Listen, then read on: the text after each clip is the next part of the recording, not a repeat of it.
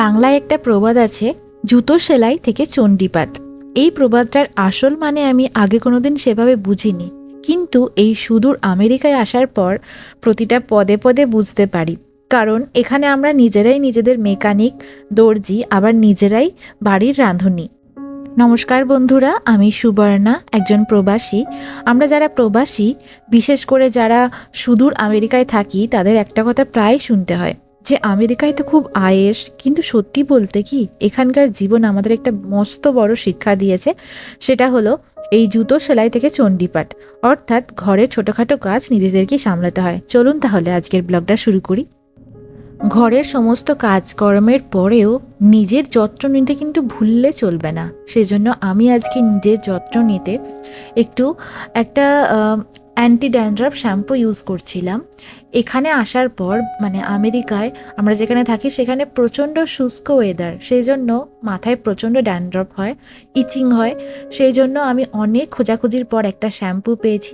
তোমাদের যদি মনে হয় যে এই শ্যাম্পুটা ইউজ করতে চাও, তাহলে আমাকে বলবে, আমি তোমাদের নামটা বলে দেব। ইন্ডিয়াতেও পাওয়া যাবে আশা করি। তো এটা একটা মেডিকেটেড শ্যাম্পু। এটা ওই যে কোনো অ্যান্টি ড্যান্ড্রাফ শ্যাম্পুই মানে স্নান করার আগে 10 মিনিট আগে বা আধ ঘন্টা আগে যদি লাগিয়ে নেওয়া যায় তাহলে খুব ভালো হয়। তো আমি এরকমই একটা প্লেন বাটিতে জলে শ্যাম্পুটা কিছুটা গুলে নিয়েছি। এবার তুলোই করে করে পুরো স্ক্যাল্পটাতে আমি লাগিয়ে নিচ্ছি এই শ্যাম্পুটা। আর এই শ্যাম্পুটা একটু লাগানোর পর 5 থেকে 10 মিনিট রেখে দিতে হবে, তারপরে মাথাটা ওয়াশ করতে হবে। তো এই 5 থেকে 10 মিনিট তো আমাদের টুকিটাকি কাজ করতেই চলে যায়। ধরুন জামা কাপড় কাচারও থাকে, তো এগুলো করতে এদিক ওদিক করতে করতেই 5-10 মিনিট কেটে যায়। তো স্নান করতে ঢোকার আগে শ্যাম্পুটা লাগিয়ে নেওয়ার চেষ্টা করবেন, তারপরে বাড়ির কাজকর্ম সারতে পারবেন। তারপরে এটা গিয়ে ওয়াশ করলে ভালো রেজাল্ট পাওয়া যাবে। এখানে আসার পর আমার তো খুবই প্রবলেম হচ্ছিল, কারণ এখানে ঠিকঠাকভাবে যত্ন নেওয়া যায় না। চুলের প্রচণ্ড ঠান্ডা ওয়েদার, চুল শুকায় না। লাগানো হয়ে গেছে। এবার এভাবে পুরো মাথাটা একটু ম্যাসেজ করে নেব। পুরো মাথাটা একটু ম্যাসেজ করে নিতে হবে। তোমাদের যদি এই শ্যাম্পুটার লিঙ্ক লাগে বলো, আমি বলে দেবো। তারপরে এটাকে এবার একটু চুলটাকে একটু মুড়িয়ে 5 মিনিটের জন্য রেখে দিতে হবে। স্নান করে নেওয়ার পর আমি যে জামা কাপড়গুলো ওয়াশিং মেশিনে কাচতে দিয়েছিলাম সেগুলো সব ড্রায়ারে দিয়ে দিচ্ছি শুকানোর জন্য। এখানে বাইরে জামা কাপড় কোথাও মেলার নিয়ম নেই। মানে বাইরের কান্ট্রিগুলোতে হয়তো এটাই নিয়ম, জামা কাপড় বাইরে দেওয়া যায় না। সো এগুলোতে এখানেই কাচতে হয়। তো যখন কিছু ফ্যান্সি ড্রেস থাকে, ছিঁড়ে যাওয়ার ভয় থাকে, সেই সব ড্রেসের ক্ষেত্রে একটু অসুবিধা হয় আমার পক্ষে শুকানোটা। মানে কেচে তো নেওয়া যাবে বাইরে, বাট শুকানোটা একটু প্রবলেম হয়ে যায়।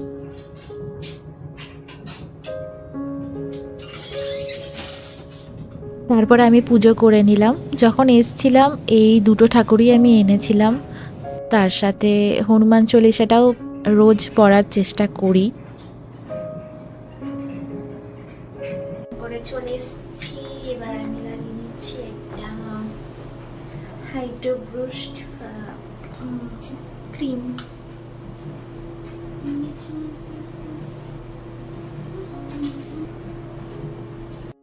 চুলটা একদম উঠে উঠে শেষ হয়ে যাচ্ছে। চুলটা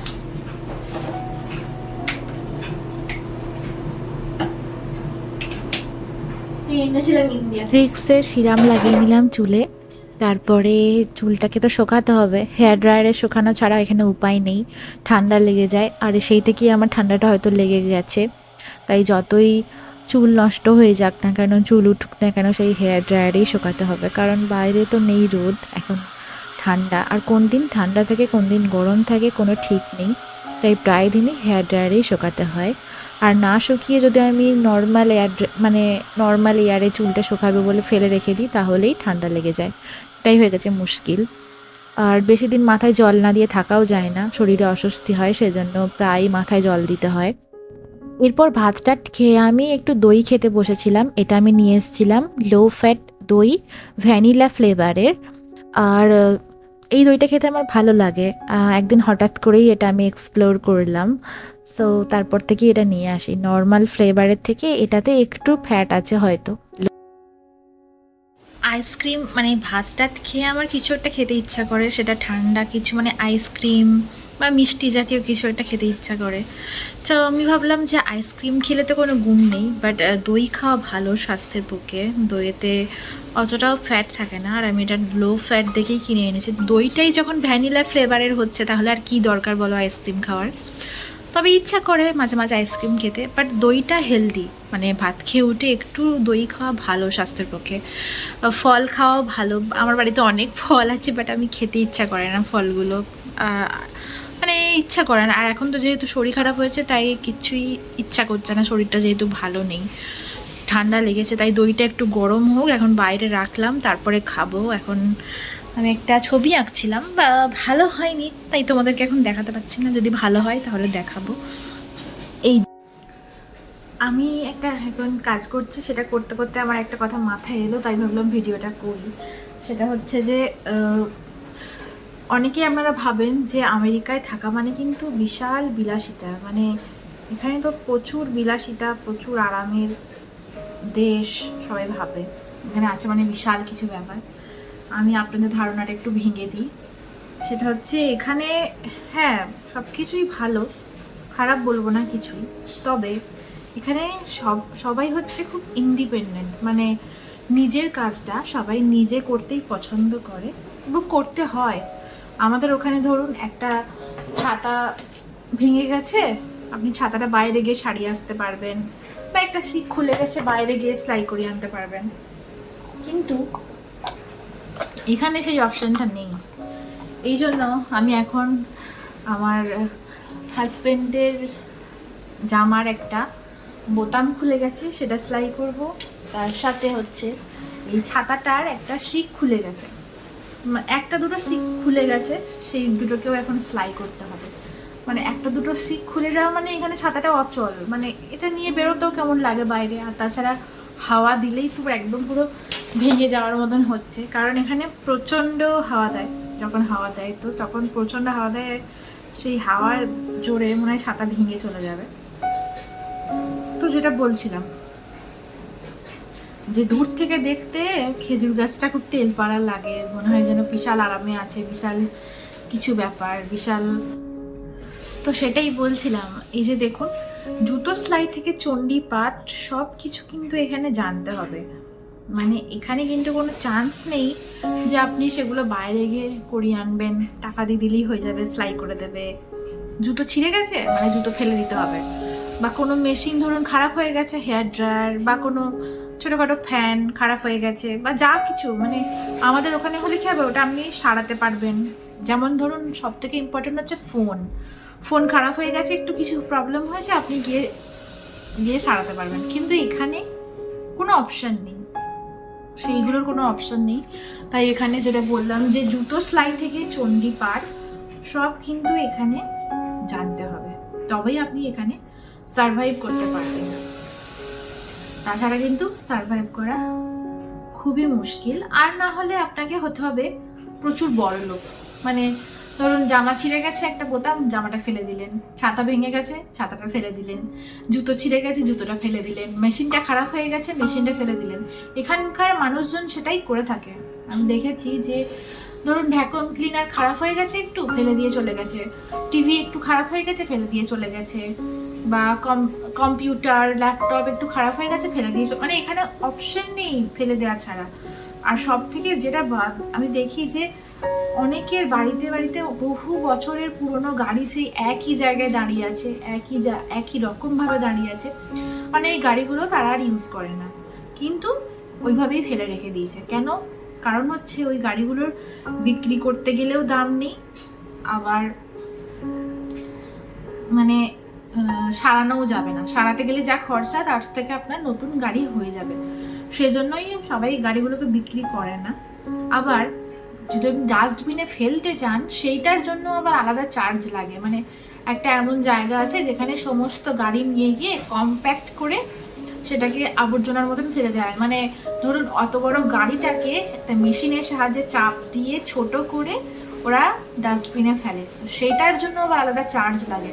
সেই জন্য সবাই কি করে, গাড়িটা এইভাবে খারাপ হয়ে গেছে বাড়ির উঠানেই ফেলে রেখে দিয়েছে, বছরের পর বছর ধরে পড়ে আছে, কবে ফেলবে তার কোনো ঠিকানা নেই। তো সেটাই হচ্ছে ব্যাপার। তখন মানে এটাই হচ্ছে ব্যাপার যে এখানে থাকলে আপনাকে সব কিছু জানতে হবে।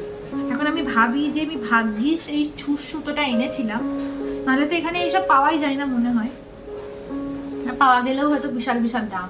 এই একটা ছুঁচ আপনি ইন্ডিয়া থেকে নিয়ে আসবেন 10 টাকায়, এখানে এলে সেটার দাম হয়ে যাবে হয়তো 1000 টাকা। জানি না কত ডলার দাম হবে, আমার কোনো আইডিয়া নেই, আমি কখনো কিনিনি, মানে আমি একটা বেসিক আইডিয়া দিলাম। তো এখন এখানে আমার জামার বোতামটা সেলাই করা হয়ে গেছে, এবার আমি করব হচ্ছে যে ছাতাটা সেলাই করব।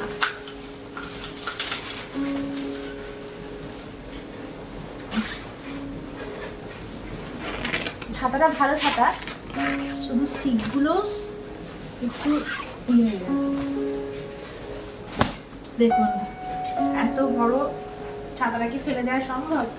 শুধু এই শিকগুলো একটু সেলাই করতে হবে, এই শিক দুটো খুলে গেছে, তখন এটাকে সেলাই করবো আমি। এই যে এটা এখন লাগানো হয়ে গেছে বোতামটা, এখন ওটাতে ছাতাটা সেলাই করি। তো যেটা বলছিলাম সেটা হচ্ছে যে ধরুন আপনি এখানে কোনো জামা কিনলেন, সেই জামাটা ধরুন আপনার বড় হয়েছে একটু সাইজে, আমাদের ইন্ডিয়াতে হলে কি হবে, ওটা আপনি অল্টার করতে পারবেন বা কিছু মানে অপশন থাকে, ট্রেলারে দিলেই আপনাকে সামান্য কিছু টাকার বিনিময়ে অল্টার করে দেবে। কিন্তু এখানে ওই রকম কোনো সিস্টেম নেই, এখানে যে টাকাটা আপনার নেবে অল্টার করতে, সেই টাকায় আপনার নতুন জামা কেনা হয়ে যাবে। ধরুন অল্টার করতে মিনিমাম $5 থেকে $10 তো নেবেই। আর তাছাড়া আমরা যেখানে থাকি নর্থ ক্যারোলিনায়, আমার চোখে কোনো দিন পড়েনি, সত্যি কথা বলতে আমার চোখে পড়েনি যে এখানে এরকম ট্রেলার আছে যে অল্টার করে দেবে, এরকম আমি দেখিনি। তবে আমরা যেখানে বেড়াতে গেছিলাম ওয়াশিংটন ডিসিতে, ওটা তো একটা মেন শহর, তাই ওখানে আমি দেখেছি যে জুতো ছিঁড়ে গেলে জুতো সেলাই করার শপ ছিল, আর এরকম জামা কাপড় অল্টার করে দেওয়ারও শপ ছিল, কিন্তু এখানে আমি সেটা দেখিনি। তাই আর কত টাকা নেয় সেটাও আমার আইডিয়া নেই, আমি আন্দাজে বললাম, কারণ এখানে মিনিমাম কোনো জিনিসে শুরু হয় দাম আপনার $5 থেকে $10, $5-10 নিচে এখানে কিচ্ছু পাওয়া যায় না। আর $5-10 ভ্যালু হচ্ছে ইন্ডিয়ান মানিতে 500 টাকা থেকে 1000 টাকা। তো এই 500-1000 টাকার নিচে এখানে কিচ্ছু তেমন কিছু পাওয়া যায় না।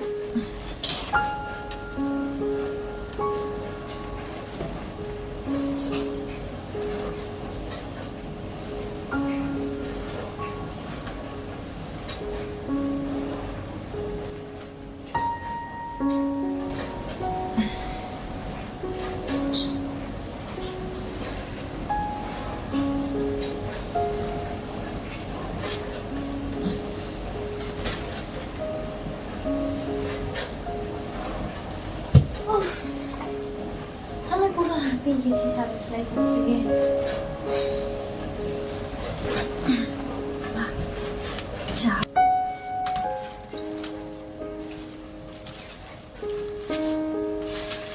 হয়ে গেছে সেলাই করা,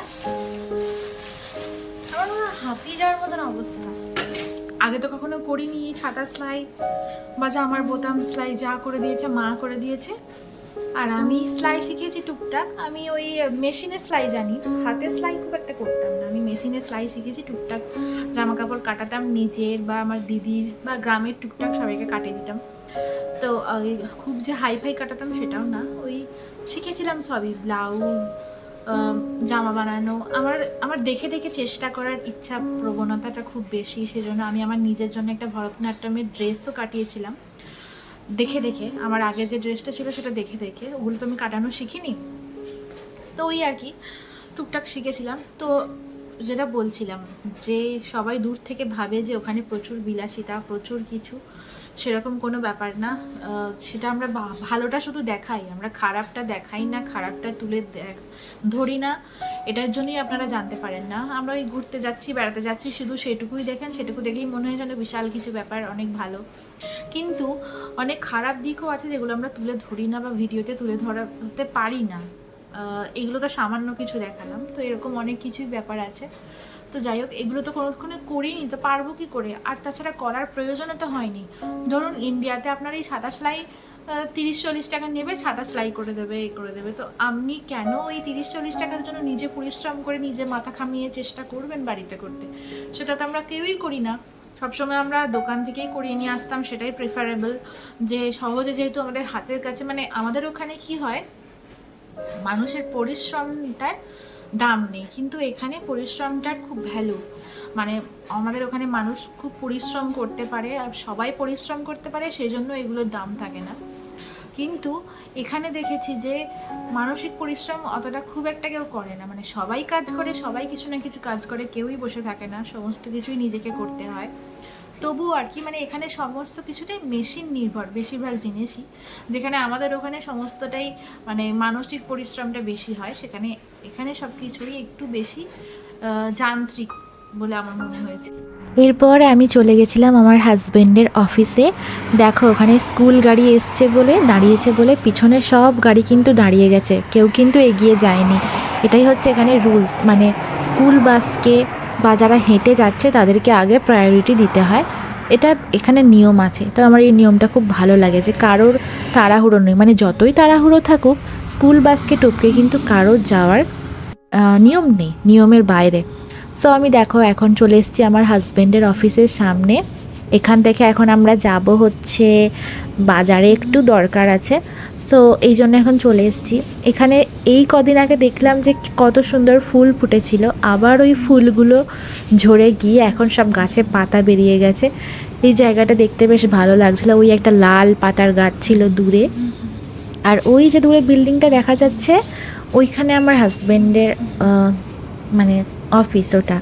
সো আমি এখন এখানে ওয়েট করছিলাম ওর বেরোনো অবধি। তারপরে দেখো ওই অফিসের সামনে কত বড় বাস, দেখো দুটো বাসকে জয়েন্ট করে সেই মাঝে মেট্রোর মতন ওরকম দেওয়া ছিল। সো আমি এখন চলে এসেছি বাজারে। বাজারে এসে আমরা দেখছিলাম একটু ঘুরে ঘুরে, বাজারে আসলে দরকারি জিনিসগুলো নিতে নিতে ভিডিও করতেই খেয়াল থাকে না, তো আমার পরে মনে পড়লো যে ভিডিওটা তো করাই হয়নি। তারপরে আমি একটু দেখছিলাম এখানে জামা কাপড়, এই জামাটা কি সুন্দর দেখতে ছিল, বাট এর দামটা আমি খুঁজে পাইনি কোথায় লেখা ছিল, বাট এর দেখতে খুব সুন্দর ছিল জামাটা। আমাকে অনেকেই জিজ্ঞেস করে যে তুমি জামাগুলো কোথায় কিনেছো, লিঙ্ক পাঠাও। এই যেটা ওয়াশিংটনে পরে গেছিলাম সেটা তো আমি এখান থেকে কিনেছি, কি করে লিঙ্ক দেবো বলো? ওটা তো আমি অফলাইন স্টোরে কিনেছি, অনলাইনে কিনলে আমি লিঙ্ক দিয়ে দিতাম। তো যাই হোক, এটাই ছিল আজকের আমার ভিডিও। কেমন লাগলো সবাই অবশ্যই কমেন্ট করে জানাবেন। যদি ভালো লেগে থাকে তাহলে একটা লাইক আর শেয়ার করে পাশে থাকবেন, আর যারা নতুন দর্শক আছেন অবশ্যই সাবস্ক্রাইব করে পাশে থাকবেন। টাটা, দেখা হচ্ছে পরের কোনো ভিডিওতে। সবাই ভালো থাকবেন, সুস্থ থাকবেন।